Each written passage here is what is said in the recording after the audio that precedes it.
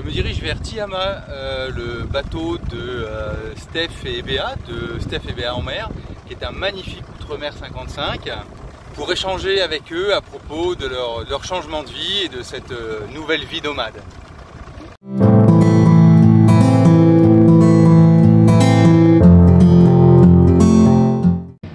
Alors, je suis avec Stéphane et Béatrice sur leur voilier, un Outremer 55, un très beau bateau.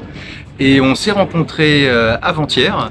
On rentrait avec Moufida sur Ikigai et on a entendu quelqu'un nous appeler et c'était Steph qui nous appelait, il nous suivait sur la chaîne et donc on a fait connaissance, on s'est rencontrés, puis ils ont accepté très gentiment de partager avec nous leur expérience du changement de vie.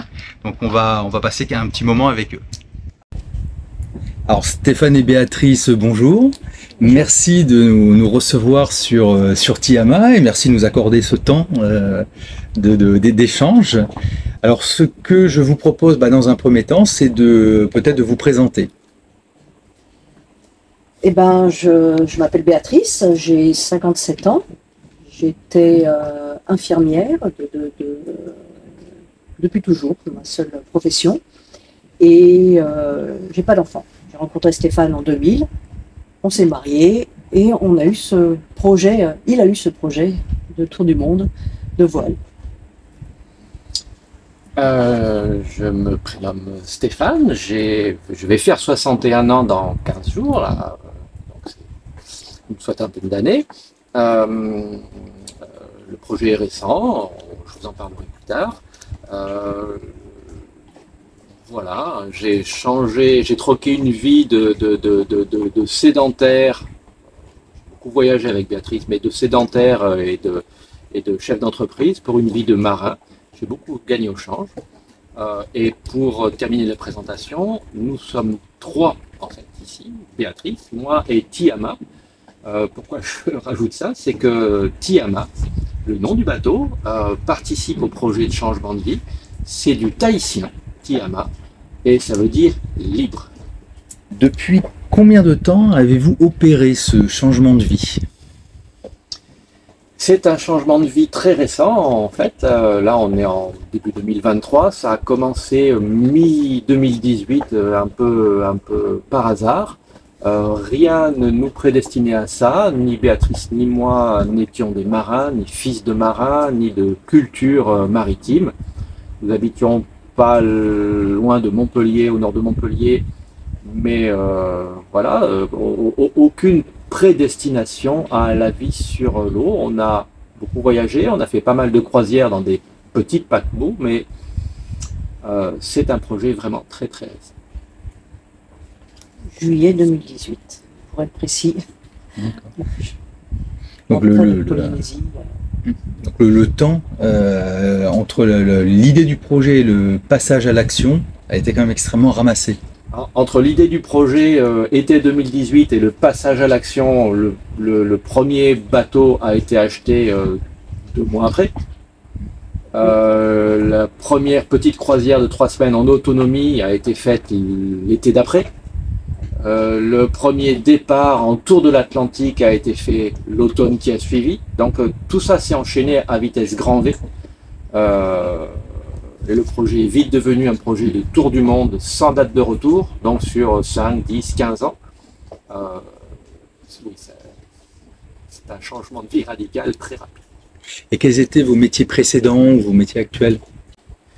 Moi, j'étais à la base d'une formation d'informaticien. Je suis un ingénieur de formation. Et j'étais associé et gérant d'une entreprise d'informatique. Nous concevions et nous distribuons un logiciel destiné aux auxiliaires médicaux, les kinésithérapeutes, les infirmières, les orthophonistes, dans la France entière. L'entreprise a un peu plus de 30 ans maintenant, on l'a fondée avec un ami, nous l'avons vendue il y a 3 ans, 4 ans maintenant. Elle est devenue leader sur son marché, on en est très fiers. Et moi je suis infirmière. C'est un métier milieu médical, ça a toujours été le métier que je voulais faire. Je voulais être médecine quand j'avais 6 ans. Je me rappelle. Et donc, je n'ai jamais changé d'avis. J'ai exercé, quand j'étais en région parisienne, en milieu hospitalier. Et puis, quand je me suis installée dans le sud, à Montpellier, en 2000, je me suis mis en libéral. J'ai arrêté mon activité en libéral quelques années après avoir rencontré Stéphane et quand on s'est mariés. Et là, je suis restée à peu près 2 ans en inactivité, à un peu tourner en rond, à reprendre des repères. Et comme la médecine, c'est vraiment une vocation pour moi, même si j'aime pas ce terme, c'est le terme. J'ai fait les formations de secourisme, d'équipier secouriste pour faire du bénévolat, Croix-Rouge, Croix-Blanche et à l'EPRUS également, établissement de préparation aux réponses aux urgences sanitaires. Voilà. Et jusqu'à ce qu'on parte, j'étais dans beaucoup d'associations autres que de la santé, sportive aussi, parce que ma passion est quand même la plongée sous-marine. C'est pour ça que j'ai accepté ce projet. Est-ce que vous vous souvenez le déclencheur qui vous a amené à tout changer? Le déclencheur qui a amené à tout changer, il y avait probablement un contexte favorable, mais en fait le déclencheur il est très simple. En 2018, pendant l'été 2018, Béatrice est partie plonger pendant 3 semaines en Polynésie avec une scientifique pour étudier les requins de la passe de Tiputa à Rangiroa. Des dauphins, pas les requins, des dauphins. Et elle m'a laissé tout seul à la maison. Et le premier week-end, j'ai mon ami associé qui m'a appelé, m'a dit « Tu fais rien ce week-end, viens, j'ai des copains qui ont un bateau à Port-Camargue, on va faire un tour en mer, ça va te sortir, ça va te faire du bien. » J'ai donc passé une journée en mer sur c'est un Dufour 425. Il y avait beau temps, un petit peu de vent, sans plus, les gens étaient sympas et j'ai passé une super journée. Et quand je suis rentré le soir, j'ai eu envie de recommencer. Et comme j'avais pas envie de demander à ces gens que je ne connaissais pas finalement de me réinviter régulièrement, j'ai regardé s'il était possible de louer un bateau ou d'en acheter un et d'apprendre à s'en servir. Est-ce que c'était compliqué? Est-ce que ça prenait beaucoup de temps, des mois, des années, des semaines? Et comme j'avais 15 jours, 3 semaines de liberté devant moi, j'ai passé toutes mes journées, toutes mes soirées à chercher tout ça sur Internet. J'ai fini par fabriquer ce projet fou d'acheter un bateau, un grand monocoque, 57 pieds, et de faire un tour de l'Atlantique. Le projet était fou puisque on était en juillet et le tour de l'Atlantique était censé commencer en novembre. Avec zéro connaissance. C'était un petit peu ambitieux. Quand Béatrice est rentrée, elle a été un peu subjuguée par la chose parce que je lui ai pas demandé si elle était d'accord. Je lui ai demandé sur les 4 bateaux que j'avais retenus, lequel elle préférait. Ça tombait bien, c'est celui que j'avais choisi. Et donc voilà, le déclencheur était tout à fait un hasard. Rien ne me prédestinait à ça. Si j'avais pas été invité ce jour-là à faire un tour en mer, je ne serais pas là aujourd'hui. Est-ce que vous pouvez nous expliquer qui a eu l'envie et comment il a réussi à convaincre l'autre? Alors, comme Stéphane le disait, c'est une envie qui lui est passée. Quand je suis revenue de Polynésie, il me dit voilà, je vais acheter un bateau et faire une transat. Donc là, moi, je l'ai pris pour un fou. Je lui ai dit ça va pas. On n'y connaît rien en voile. Moi, j'ai pas forcément le pied marin. Je ne sais pas si je vais aimer. Je suis une passionnée de plongée sous-marine, donc je suis bien sous l'eau, mais pas sur l'eau. Et puis, mois de novembre, 6 mois, non mais c'est du délire total.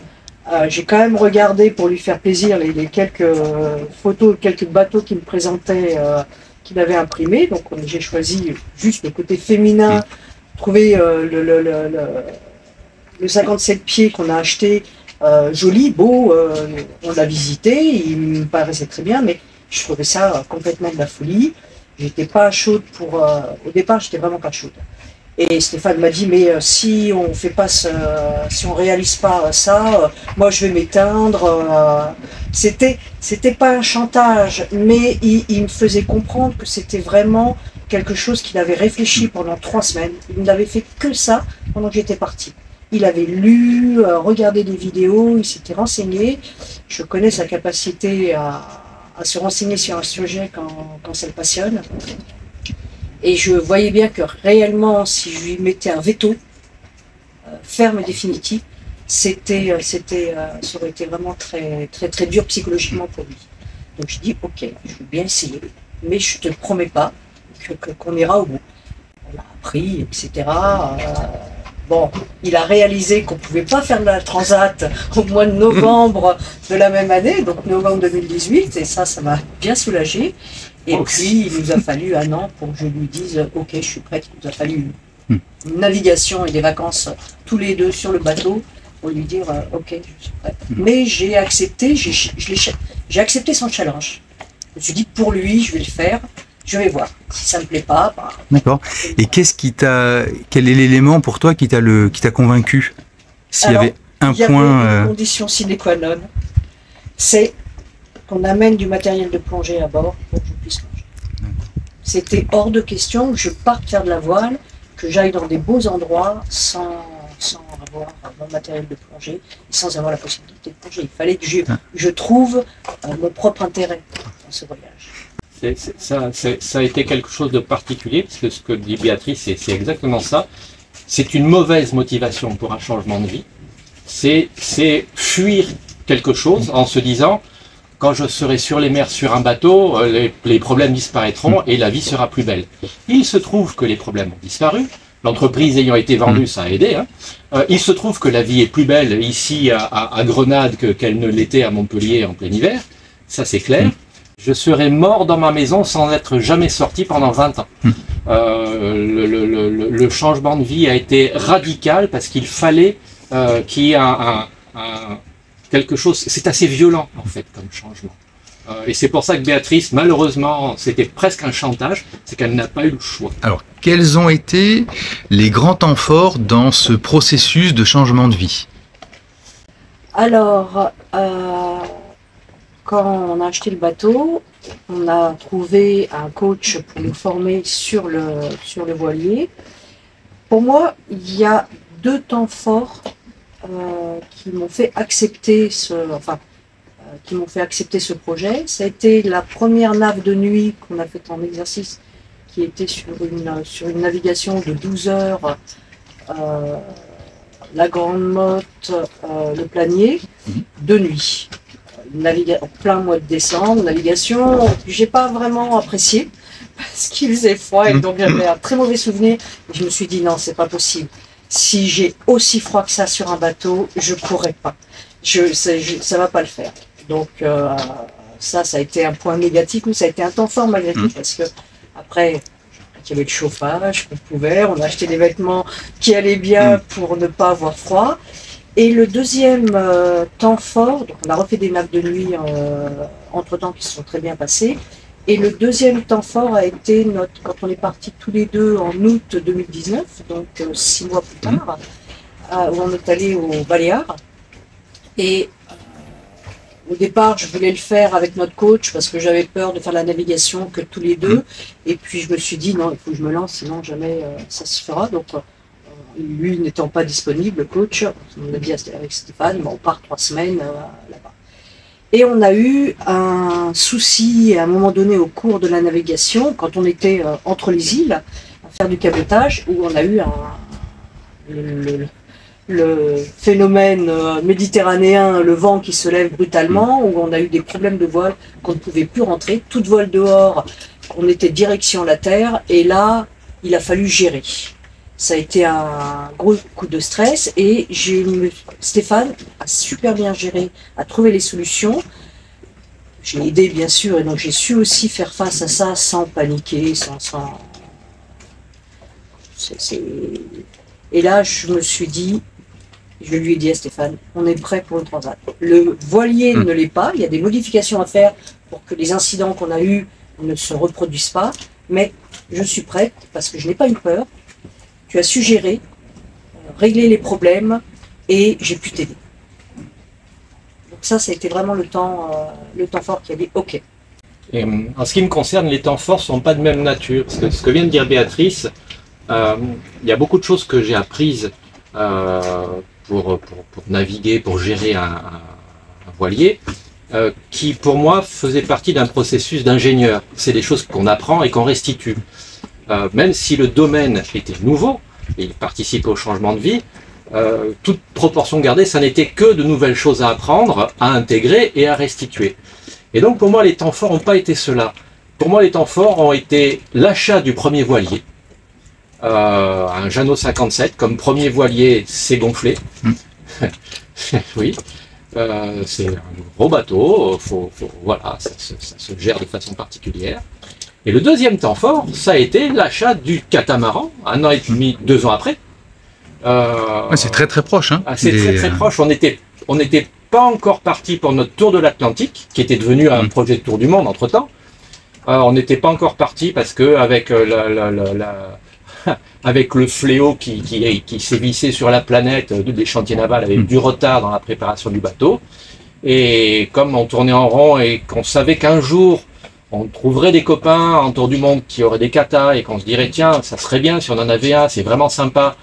Et il y a un chantier naval qui fabrique des catamarans à la Grande Motte, là où était notre port d'attache, c'est Outremer. Et quelques mois avant, Outremer avait annoncé en image de synthèse seulement leur tout nouveau modèle, Outremer 55. Ça m'avait bien plu, il y avait des trucs sympas. Et un jour, j'ai dit à Béatrice, tiens, voilà, fin d'après-midi, j'ai pris rendez-vous, on va visiter, on verra bien, ça n'engage à rien. Et j'ai signé un bon de commande 2 semaines après. Mais les deux temps forts sont ceux-là parce que ce sont eux qui ont posé les grosses pierres de fondation du projet. Alors, comment, sur un plan plus personnel, comment chacun d'entre vous a réussi à rester motivé et impliqué dans le projet tout au long de la phase d'émergence, de construction, jusqu'au moment où, paf, ça y est, le départ est donné. Il y a eu ça s'est fait en très très peu de temps, 1 an et demi, je crois. C'est court. C'est court. Ouais. En plus, il y a eu la formation. Moi, je m'étais blessée au niveau des ischio-jambiers et surtout rupture des ligaments croisés du genou. Donc, j'ai décidé de me faire opérer. Je me suis fait opérer donc, avant de partir en transat en août.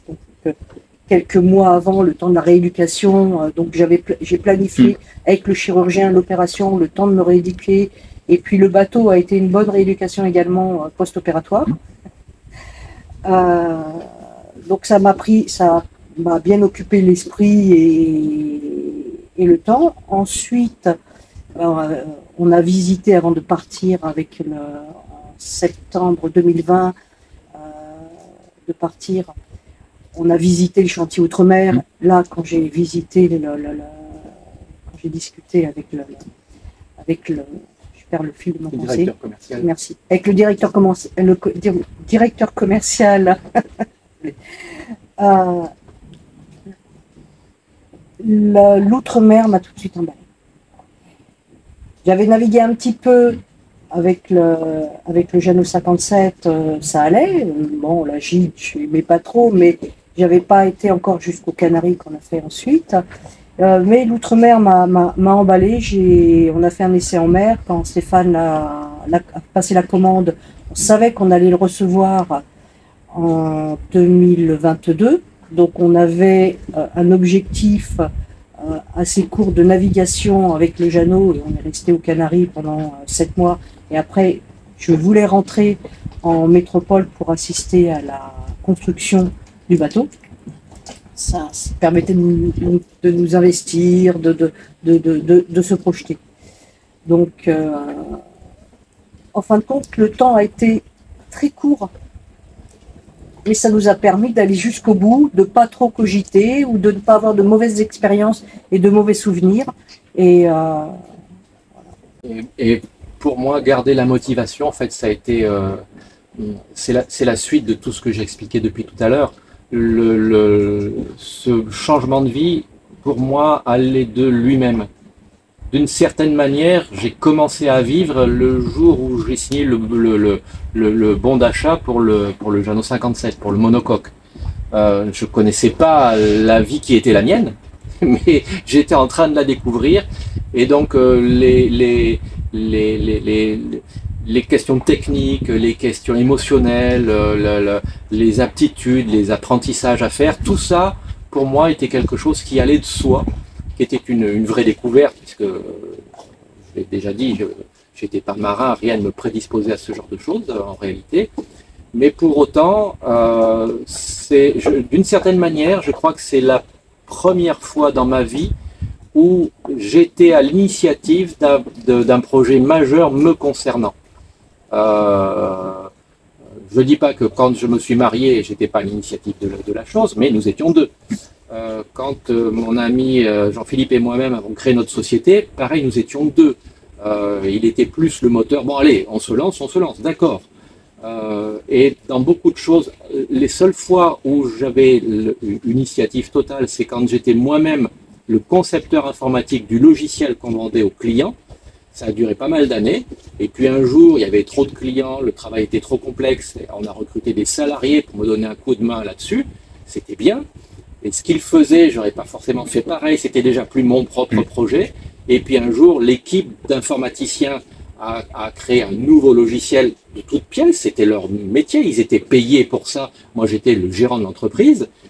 Et étrangement, ils m'ont dépossédé, sans le vouloir, il n'y a pas de mauvaise intention, ça s'est fait comme ça, de la seule chose qui m'intéressait dans ce métier, c'était le côté création. Et se lancer dans ce projet de changement de vie, comme tu dis, sur voile, ce projet m'appartient. Béatrice y a adhéré, c'est devenu notre projet. Je sais que dans nos proches, personne ne suivra.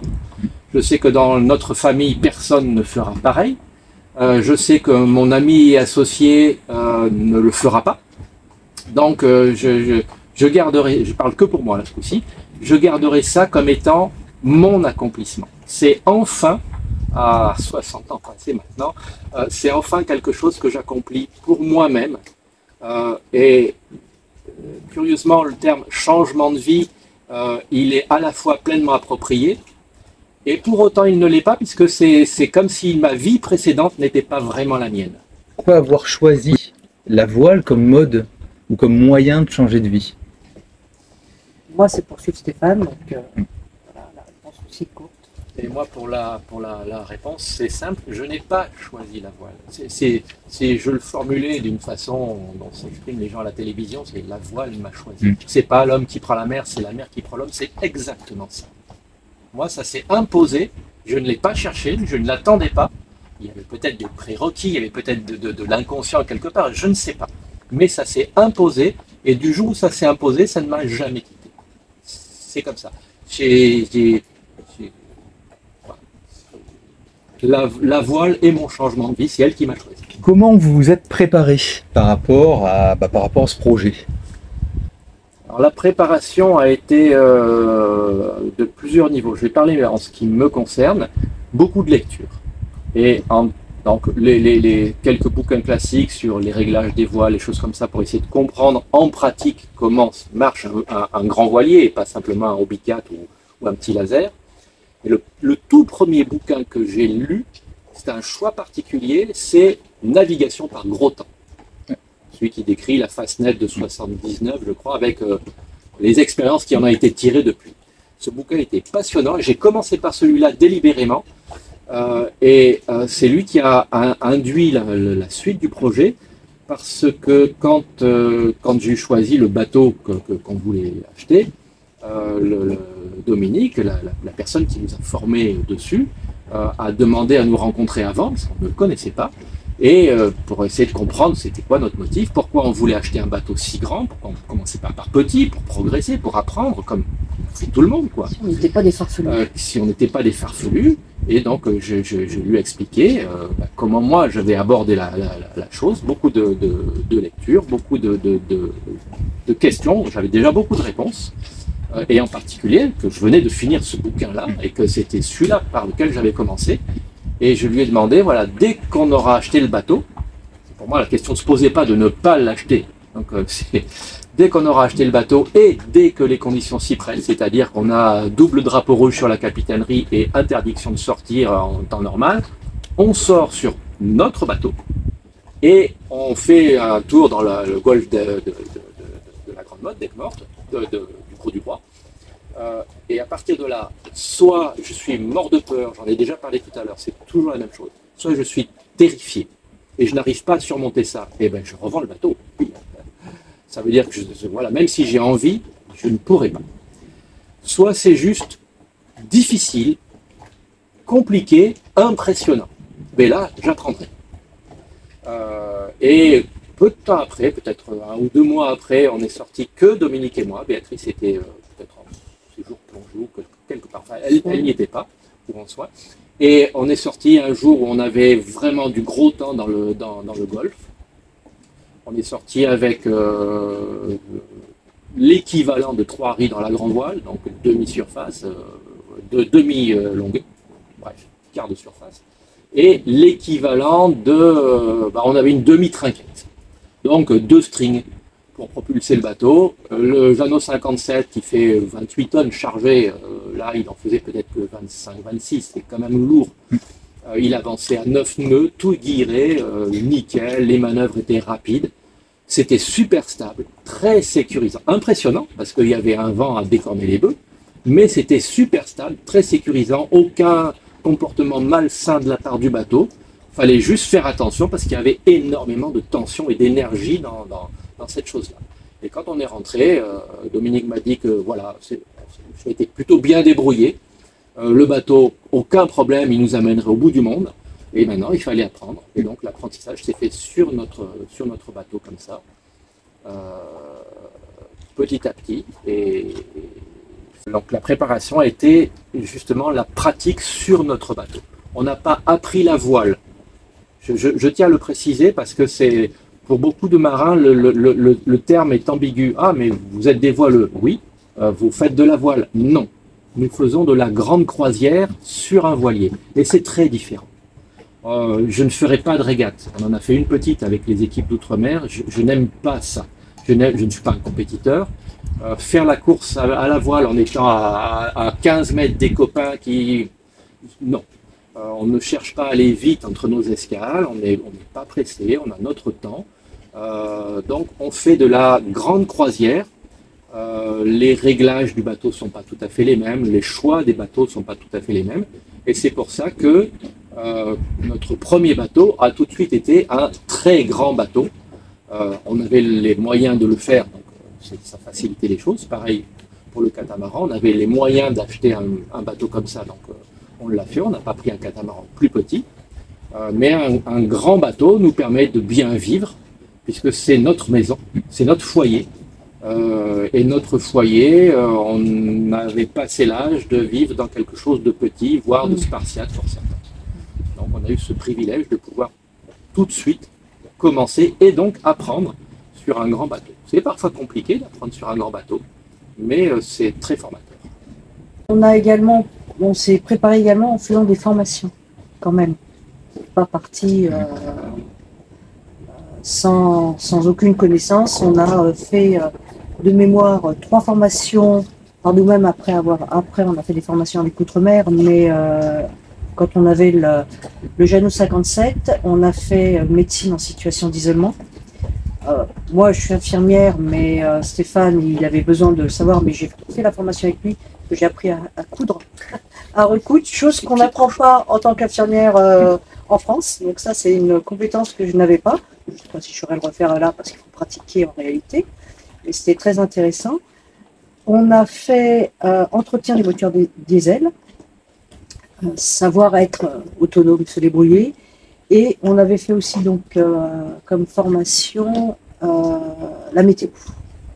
Savoir lire les fichiers GRIP, c'était passionnant. Pouvoir comprendre la météo, c'est indispensable au niveau de la sécurité. Et ensuite, donc ça, on est parti avec ces connaissances-là quand on est parti avec le Jeannot 57, et quand on est revenu avec Outre-mer, on a fait d'autres formations qui ont été complémentaires, notamment les manœuvres de port avec un grand catamaran. Moi, quand je voyais ce bateau, je disais non, c'est pas possible, on ne pourra pas le piloter à 2, c'est beaucoup trop large et c'est beaucoup plus facile qu'un monocoque. Pour moi, je me suis bien plus investie dans les manœuvres avec ce catamaran qu'avec le Jeannot 57. j'aimais pas la gîte, j'étais inquiète quand on virait de bord un peu du chat qu'on avait. Je n'avais pas envie que tout tombe et voilà. Donc j'étais souvent dans un état un peu d'inquiétude. Le catamaran. Tu as fait matelotage aussi comme formation. Oui, j'ai fait matelotage. Bah ouais, Pourtant, j'ai un peu appris le matelotage quand j'ai passé mon niveau 4 de plongée, mais j'étais vraiment pas douée. Là, maintenant, ça va beaucoup mieux. Et puis, je crois qu'on a fait quelques formations, des 10 only, enfin, que des femmes à bord pour ne pas avoir la pression du mari. Mais non, il faut faire comme ça, mais les hommes sont très doués pour donner des conseils, alors qu'on leur demande pas. C'est une particularité masculine. On a fait mise en pratique de radeaux de sauvetage, les conduits de survie, évacuation, secours. Ça, c'était très intéressant. C'était très intéressant. Comment remonter quelqu'un? Pourriez-vous nous partager les choix que vous avez faits par rapport au bateau? À celui-ci.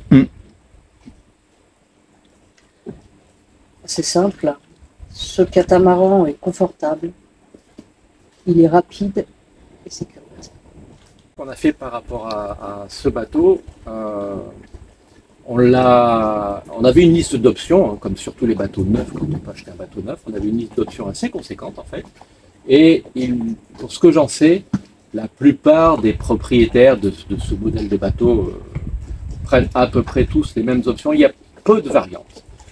Donc les choix qu'on a fait, c'est évidemment les panneaux solaires.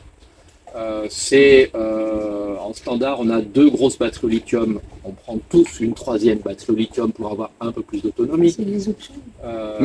On prend quasiment tous un groupe électrogène parce que quand on est en navigation, en transat par exemple, on a toujours les panneaux solaires à l'ombre.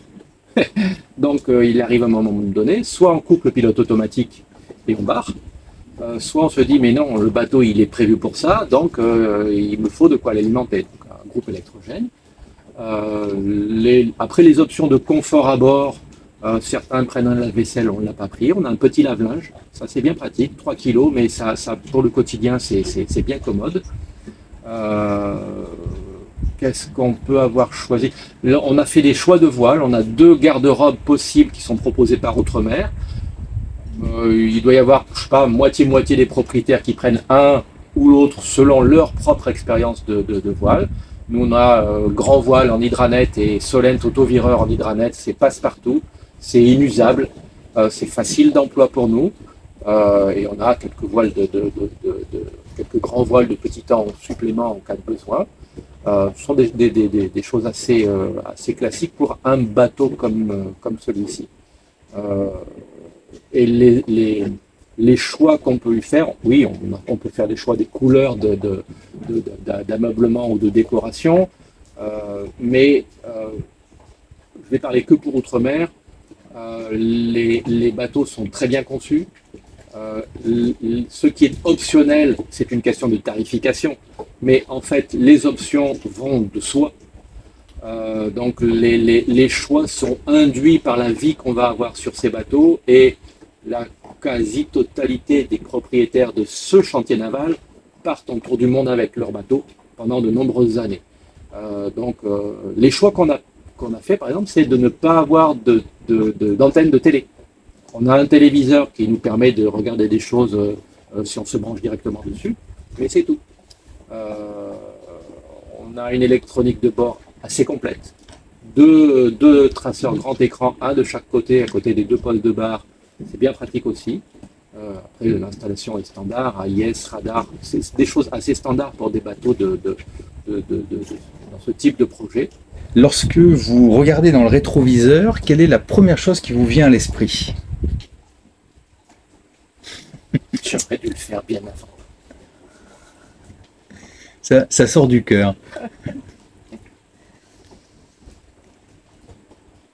Et toi, Béa, la première chose qui vient? La découverte des pays que je ne connais pas et des gens.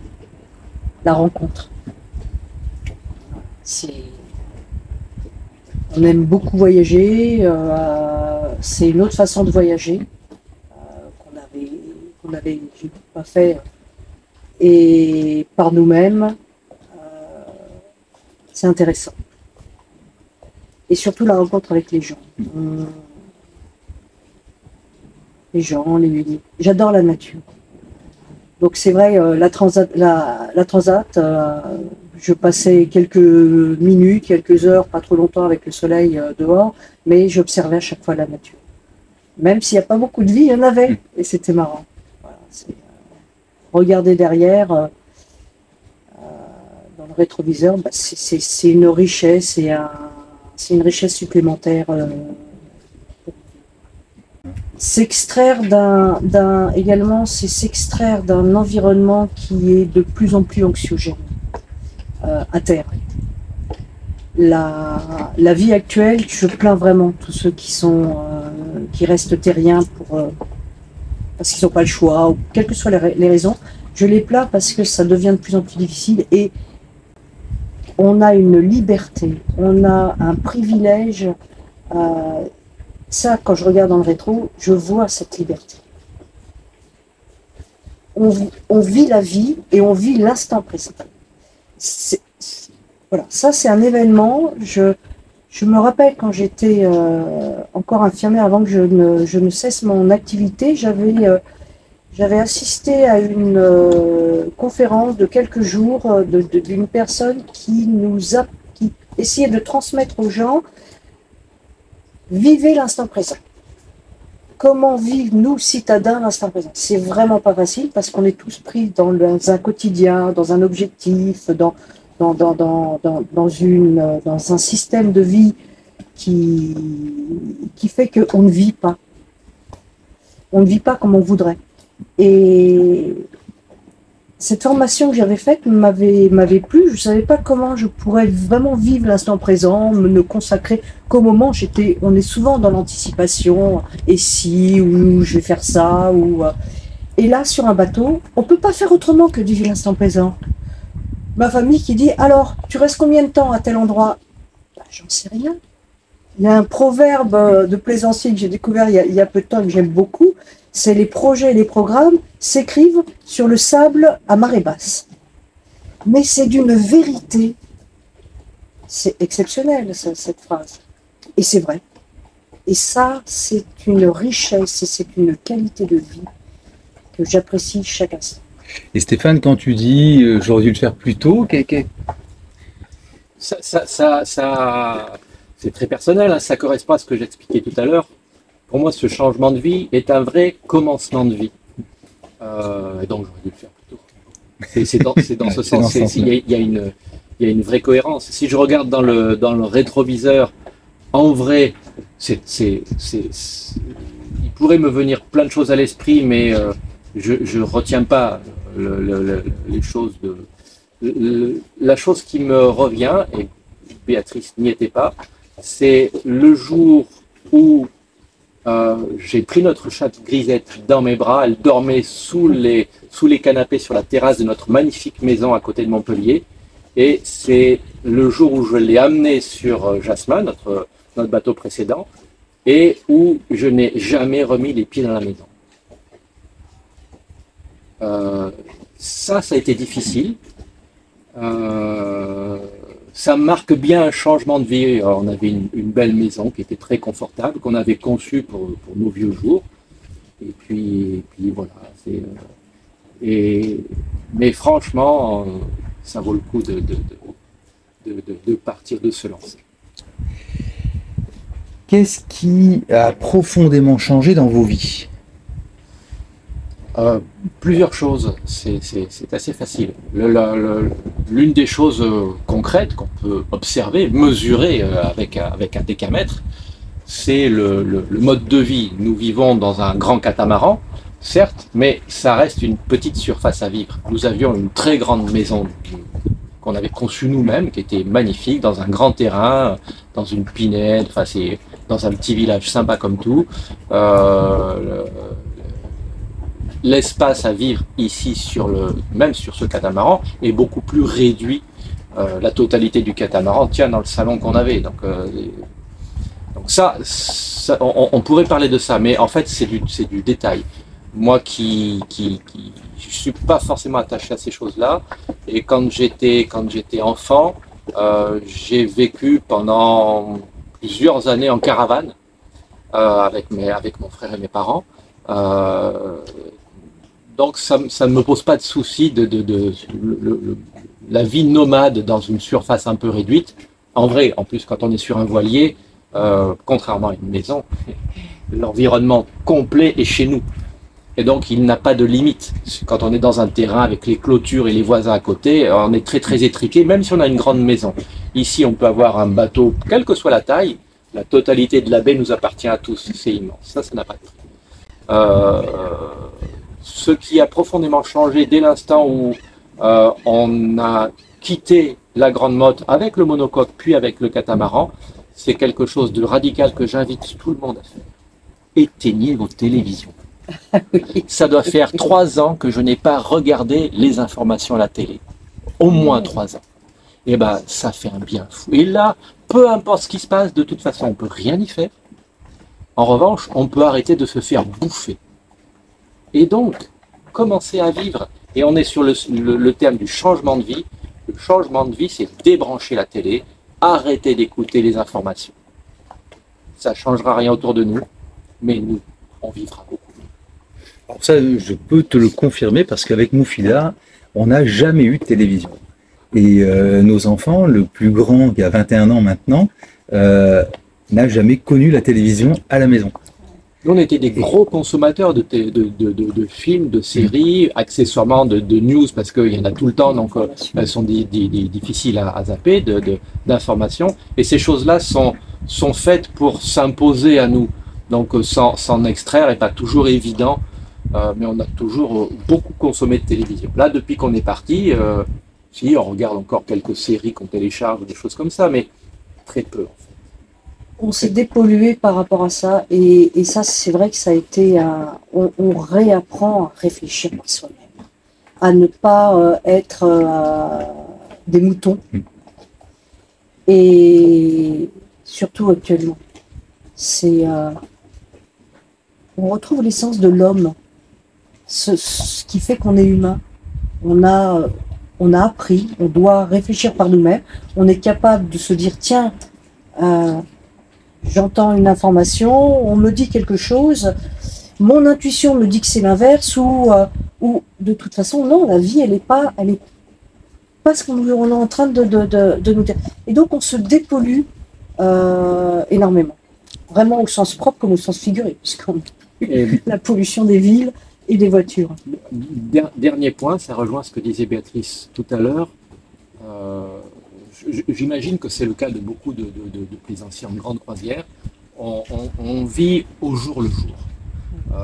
On dépend forcément des endroits où nous sommes. On a des règles à suivre d'immigration, de choses comme ça qui sont un peu compliquées, un peu contraignantes parfois. Mais on dépend de quelque chose contre lequel on ne peut rien faire, c'est le temps, la météo. Ce qui peut nous amener à rester quelque part alors qu'on aimerait bien aller ailleurs, ou inversement. Et donc les projets que l'on fait ne sont pas du tout ceux que l'on pouvait faire quand on est terrien, où on se dit tiens, les vacances de février, on va aller au ski à tel endroit, on va aller voir mamie, on va prendre la voiture, tiens, on s'arrêtera là-bas, on ira chercher les champignons. Ben, quand on est en grande croisière à la voile et qu'on n'a pas prévu de date de retour, ce qui est notre cas, le temps s'allonge indéfiniment. On n'a plus aucune notion de quel jour de la semaine nous sommes, parfois même quel mois nous sommes. C'est très curieux comme phénomène. Alors, je ne parle même pas de quelle heure il est. Là, on vit avec le soleil et voilà. Si vous deviez discuter avec des personnes qui veulent changer de vie, quel serait le top 3 des conseils que vous voudriez leur donner? Le premier conseil que je pourrais leur donner, c'est posez-vous bien la question d'abord, pourquoi vous voulez changer de vie? Parce que la réponse à cette question induira la vie qui vous attend. Si vous voulez vous rapprocher de la nature, regardez à déménager, ça peut suffire. Aller dans un village au lieu d'une ville, ça peut suffire. Un changement de vie n'est pas forcément aussi radical que de prendre un bateau et aller faire un tour du monde, autour de l'Atlantique et vivre sur un voilier. Donc, la première chose, c'est plus une question qu'un conseil, c'est pourquoi vous voulez changer de vie. Ensuite, pour les gens qui envisageraient ce type de vie nomade, à la limite que ce soit par la terre ou sur la mer, je leur conseillerais deux choses contradictoires. C'est foncer, les années sont courtes, foncez, et si vous en ressentez le besoin, essayez. Mais lancez-vous, il faut le faire. Sinon, on le fait jamais. Moi, je n'aurais qu'un seul, je crois. C'est, si vous avez le rêve, depuis longtemps ou depuis peu de temps, de partir comme ça sur les mers et de voyager, de faire ce que nous, on est en train de vivre, réaliser le rêve. De toute façon, quel que soit le rêve qu'on a, il faut se donner les moyens et il ne faut pas oublier cet objectif tout au long de sa vie. On peut mettre des années à le réaliser. J'ai réalisé tous mes rêves d'enfant. J'en avais beaucoup quand j'étais enfant. Il n'y en a qu'un seul que je n'ai pas pu réaliser et j'ai pas de regret de ne pas l'avoir fait. Parce que ça m'a permis de réaliser les autres. Et ça, c'est une... Mais parce que je ne l'ai jamais oublié, j'ai mis du temps. Parfois, il y avait des obstacles. Mais c'est pas grave, ça restait dans un coin de ma mémoire. Et puis un jour, la porte s'est ouverte et je l'ai franchie, cette porte. C'est garder la fenêtre ouverte et réaliser ses rêves. On n'a qu'une vie. Si c'était à refaire, qu'est-ce que vous feriez de différent? Si c'était à refaire, je ferais des choses différentes si je savais à l'époque ce que je sais maintenant. J'achèterais d'emblée un catamaran. Oui, ce que j'allais dire. Et j'attendrai impatiemment qu'Outre-mer sorte ce modèle parce qu'il est particulièrement bien réussi. Ils ont tiré l'expérience de nombreuses années de production et ils ont synthétisé toutes les demandes de leurs clients dans celui-ci. Mais à ce point près, oui, je partirai d'emblée sur un catamaran. Et si c'était à refaire, sachant comment notre projet de changement de vie se déroule, on oublie la période du fléau médical qui a sévi, qui a un peu bousculé tout le monde. Mais ceci mis à part, j'achèterai un grand catamaran neuf et on apprendrait dessus. Et je changerai, je louerai les services d'un skipper pro de catamaran et on partirait en croisière au Baléares ou en Corse avec à une saison médiocre pour pouvoir apprendre l'exploitation d'un voilier de croisière en situation réelle. Des choses qu'on a beaucoup appris sur le tas par nous-mêmes, sur le monocoque et sur le catamaran. On se sentirait beaucoup plus serein à faire des manœuvres un peu scabreuses parfois quand le temps devient un peu difficile pour nous. On serait plus serein si on avait intégré ces manœuvres plutôt que c'est pas qu'on les improvise, mais un petit peu. Donc voilà, si c'était à refaire, en sachant ce que je sais aujourd'hui, on partirait plus tôt, puisqu'en ayant un catamaran, on serait resté pareil, 6-7 mois aux Canaries, puisqu'on ne pouvait pas faire la transat, toutes les Caraïbes étaient fermées. Mais on ne serait pas revenu en France chercher un deuxième bateau. On serait parti des Canaries, on serait descendu au Brésil, on serait remonté tranquillou, et puis voilà, là on serait aux Marquises. Alors on arrive au terme de notre échange. Ma dernière question, c'est quelle est la question que vous auriez voulu que je vous pose?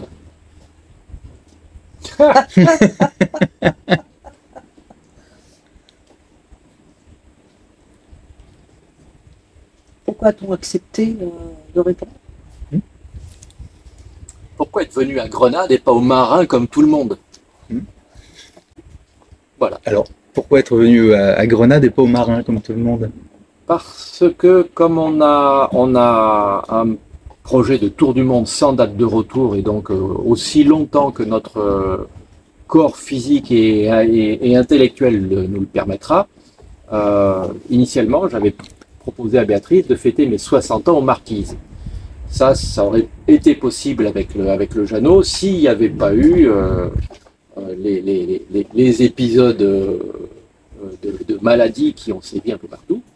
Donc ça nous a un peu modifié le planning. Et on s'est dit, bon, bah, on va faire, comme on connaît bien les Canaries, on va descendre au Cap-Vert.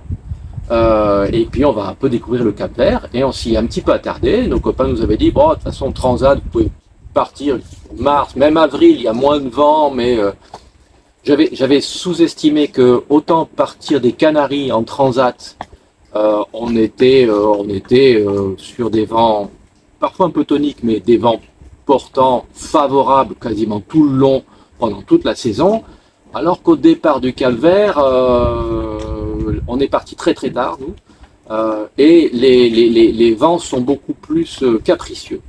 Donc on avait envisagé du Cap-Vert, c'est pas grave, profitons-en, descendons sur le Brésil, et on remonte Guyane, Suriname, Guyana, et puis Trinidad, Tobago, et remonter l'arc antillais.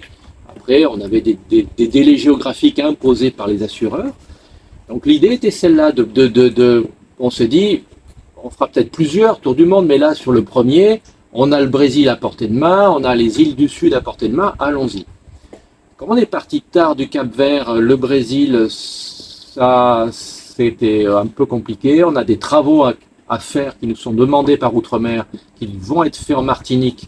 Il fallait qu'on y soit, qu'on ait quitté la Martinique avant la fin du mois de juin pour des questions d'assurance. On a résolu le problème depuis, mais c'était un peu compliqué. Et donc, on a zappé le Brésil, on a zappé la Guyane, on a zappé toute cette partie-là. Et l'atterrissage sympathique me paraissait être Grenade. Tout ce que j'en avais vu, j'avais lu pas mal, vu des blogs, des gens qui y étaient allés, qui étaient revenus plusieurs fois. Et tout le monde disait que à Grenade, il fait bon vivre. La météo est vraiment clémente toute l'année. Les gens sont particulièrement sympathiques. C'est vrai. Les gens sont enjoués. C'est vraiment un bon endroit, à tel point qu'on est certain qu'on y reviendra. Et à tel point qu'on a ouvert la réflexion peut-être de passer plusieurs années dans les Caraïbes, alors qu'on avait prévu d'y passer 1 an et demi tout au plus avant de passer dans le Pacifique. Voilà. Pourquoi Grenade? Pourquoi Grenade? Et toi, Béat, tu disais tout à l'heure, pourquoi accepter? Oui, pourquoi on a accepté de répondre à tes questions? Pour la simple raison, c'est qu'on n'est pas des gens exceptionnels. Au cours de nos publications qu'on a pu mettre, on a eu des réactions de personnes qu'on ne connaît pas, qui ont dit oh, « Quel courage, j'aimerais le faire, j'ai peur, j'ose pas. » Et juste pour leur dire que il faut le faire, on n'est pas exceptionnel, on n'est pas des casse-cou, on n'est pas des aventuriers, on n'a jamais pris un vélo et traversé la Nouvelle-Zélande sur un vélo ou traverser l'Afrique ou que sais-je. C'est une chose que la cordillère des Andes en trekking à 70 ans. Oui, c'est une chose que jamais je n'aurais faite, parce que j'en ai pas les capacités, parce que j'en ai pas l'envie, parce que pour différentes raisons. Donc, on n'est pas des aventuriers. Mais on n'est pas parti à la légère. Et n'importe qui peut le faire. C'est pour ça que j'ai accepté de répondre à ces questions. En tout cas, moi, je vous remercie tous les deux parce que, d'abord, c'est un grand plaisir de pouvoir échanger avec vous, de passer du temps avec vous. Et tout ce que vous nous apportez là est vraiment extrêmement précieux. Je pense que ça va intéresser beaucoup de monde. Je souligne aussi qu'on peut retrouver vos aventures sur votre chaîne YouTube Steph et Béat en mer, ouais, que je regarde avec beaucoup de plaisir. En tout cas, merci encore. Est-ce que tu me permets de rajouter juste un petit point en complément de ma réponse, de la réponse de Béatrice plus exactement. Tout à l'heure, je disais foncer pour les gens qui ont ce genre de rêve. Un point à bien retenir. Ça n'est pas plus facile quand on a les moyens d'acheter un grand catamaran. On fait la même vie sur un plus petit bateau, sur un bateau ancien, sur un bateau neuf, sur un catamaran, sur un monocoque. C'est un changement de vie et ça appartient aux êtres humains.